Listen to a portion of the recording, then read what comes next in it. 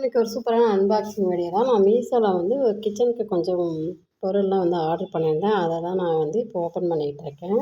அது ரொம்ப நிறைய பொருள்லாம் இல்லைங்க. இந்த கிச்சன் ஸ்டோரேஜ் பாக்ஸ் தான் ஆர்டர் பண்ணியிருந்தேன். ஒரு 6 பாக்ஸ் போல் 1100 ml குவான்டிட்டி பிடிக்கிற மாதிரி பாக்ஸ்னு போட்டிருந்தாங்க. ரேட்டும் வந்து அஃபோர்டபுளாக இருந்ததுனால நான் ஆர்டர் பண்ணியிருந்தேன்.